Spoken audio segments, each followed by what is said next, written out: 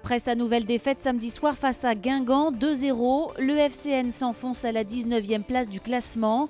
René Girard limogé jeudi soir, qui peut reprendre la place d'entraîneur?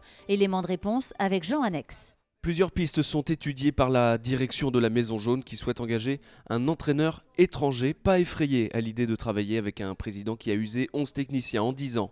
D'après la presse sportive, Vitor Pereira serait la priorité de Valdemarquita.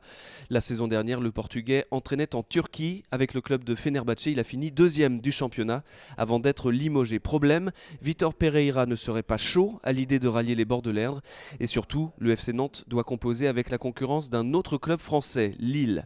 L'autre piste confirmée dernièrement par les principaux intéressés, le retour de Bruno Baronchelli. L'ancien adjoint de Michel Derzakarian serait intéressé à l'idée de reprendre les rênes de l'équipe, épaulé par un autre ancien membre du staff nantais, mais dont la direction ne veut pas. C'est la principale pierre d'achoppement de ce dossier.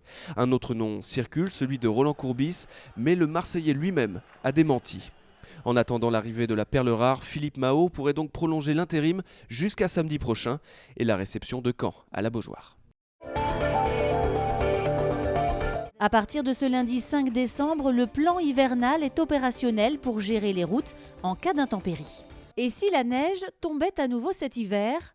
À partir de ce lundi et jusqu'au 6 mars, 31 équipes de la direction des routes se tiennent prêtes à intervenir partout en Loire-Atlantique. En cas d'intempéries majeures, plus de 1000 km de routes départementales seront traitées aux heures de pointe, auxquelles s'ajoutent le périphérique et les routes nationales, bien sûr. C'est un mélange de sel et de saumure qui sera appliqué au sol par les saleuses. Mais toutes les routes ne pourront pas être traitées simultanément. Ce sont donc les axes majeurs qui seront privilégiés. Avec un rappel aux automobilistes, en cas de verglas ou de neige, il faudra éviter de se déplacer ou redoubler de vigilance. 590 000 € de promesses de dons et 10 000 appels enregistrés ici au centre de promesses de Nantes lors de cette 30e édition du Téléthon. Des dons sont encore possibles toute la semaine en appelant le 3637. Ils ont pourtant obtenu gain de cause de la justice, mais les marcheurs de l'Erdre doivent toujours faire face à des propriétaires qui s'opposent au droit de passage en bord de rivière. Une nouvelle randonnée militante était organisée ce samedi à La Chapelle-sur-Erdre. Ils ont peu d'espoir de passer, mais ils ne désarment pas. Le collectif L'Erdre pour tous a organisé une nouvelle randonnée sur les bords de la rivière. Une marche symbolique pour faire appliquer la loi qui oblige les riverains à laisser une servitude de marchepied sur leur propriété à tous les promeneurs. Mais après 10 ans de combat, le constat est amer. En colère parce que vraiment 3 propriétaires sur 16 qui nous empêchent de passer avec des méthodes un peu de délinquants. Et en effet, quelques centaines de mètres après le début de la randonnée, un comité d'accueil les attend. Une quinzaine de riverains restent déterminés à empêcher l'accès sur leur propriété. Ils avancent comme argument à la fois la sécurité et les dégâts écologiques occasionnés par des passages répétés, et ce, malgré la loi. Il y a des endroits où on ne peut pas appliquer la loi, c'est pas possible, on a de l'eau jusqu'aux genoux.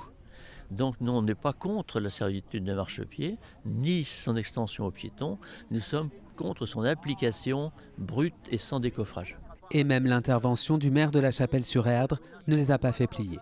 Je m'appelle au préfet pour que, une nouvelle fois, il constate que quelques citoyens s'opposent à l'application de la loi. Les marcheurs de l'Erdre ont d'une nouvelle fois rebroussé chemin.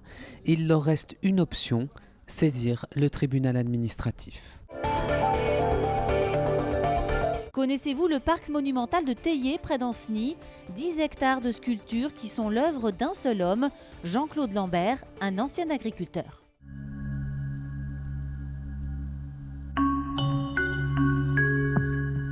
Ce parc, c'est une surface au départ de 13 hectares. Aujourd'hui, il y a une dizaine d'hectares qui sont investis par des projets, des installations.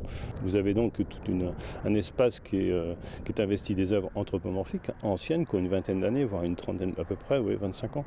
Et toutes les œuvres nouvelles qui, tout doucement, se mettent en place sur le parc. Ma galerie est installée juste en face du parc. C'est-à-dire que les visiteurs qui viennent pour une promenade dominicale ou autre dans la semaine, puisqu'il est ouvert jour et nuit et gratuit, peuvent le week-end profiter de ce bâtiment de 600 mètres carrés couvert où il y a plusieurs centaines de sculptures en permanence.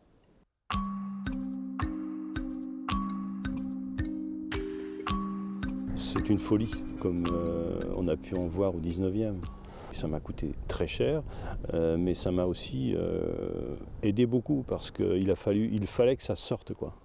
Je ne suis pas sûr que ça tienne forcément, le parc restera, mais il est possible que ça m'épuise parce que je ne trouve pas les soutiens que j'aimerais trouver. Je l'ai fait, personne ne me l'a demandé, j'assume totalement cette histoire et je sais qu'il est là pour assez longtemps quand même.